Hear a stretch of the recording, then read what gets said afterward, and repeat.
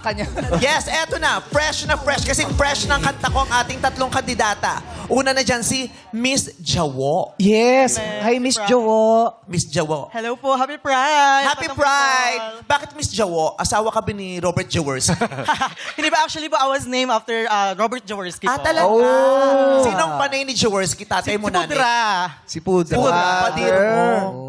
Basketballista dati True. tatay mo. O tumataya lang ng ending? Tumataya ng ending at saka sumasali po ng midget division. Yeah.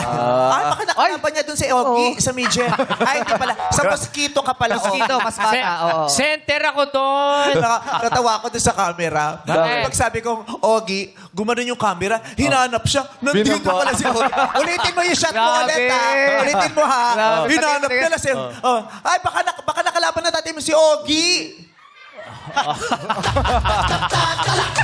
Kasi tatayo eh. Timing daw Ang yun. taas naman kasi nung tripod. Ay, di, mataas yung tripod. Sabi sa'yo, kung naging tripod ka, di ang taas mo rin ngayon. Kasi sana hindi ka na naging tao.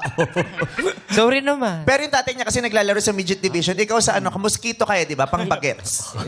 Hindi, ano ko, Garapata Division. Mas maliit pa sa mosquito division. ba? Garapata division. Pero Jowo, ikaw ba'y tinuruan din mag-basketball nung araw?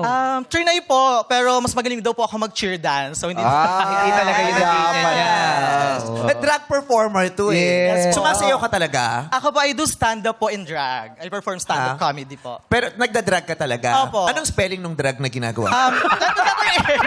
Magkaalaman tayo. Drag Ayaw queens. nating madamay sa mga drag queens. Diba? Oo. Kasi dati kasi yung sa Miss Q&A, yung mga previous seasons namin, nagpapa-drug test kami. Na wala nang pera ABS. So ngayon kahit sino. Kahit sino. Oo. Kahit pusher, kahit tipster. Pwede, runner, welcome. Kahit yung estapa, pwede na rito. Yung mga Mga wanted, nag-estapa, pwede pwede rin. na. Oo. So, drag artist. Yeah, drag po with letter A. Letter A. With the letter A. Tapos ang daming tattoo ni Jowo. Yes. Yes po, kasi as an artist din po, I see it as an expression of my art and parang extension of my body. Yung tattoos and art po. Hindi kasi, pero hindi naman lahat kasi na maraming tattoo, expression nila yon. Oh, Yung iba. iba, Iba? pinagtripan lang ng lasing na kaibigan. Ayun lang. Pinag-practice Yung walang nagawa. Diba, yung mga nag-aaral. Wala kang ambag, likatatoang kita. Bago pa nagtayo ng negosyo, sila yung mga pinag-practicean. Ano yung for you, pinakamahalagang tattoo mo sa katawan? Hindi po pwede pakita, nakatago. Pero anong nakalagay? Ito, isa po siyang bolo, tapos meron siyang print of different print. Bolo, as in yung Itak, para weapon? itak. Yeah, gano'n, itak. Bakit yung number 2 mo ginaganon? Parang gusto mong tigpasin yung liig niya eh. Okay. Sorry, Bev.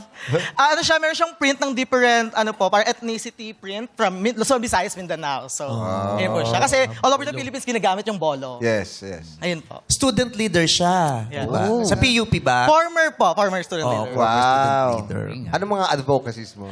Before po, when I was a student, tawag dito, rights po of journalists, kasi po campus journalist din po ako, and also parang pinaglaban namin yung free education po in college. That's why state universities po are enjoying free tuition right now.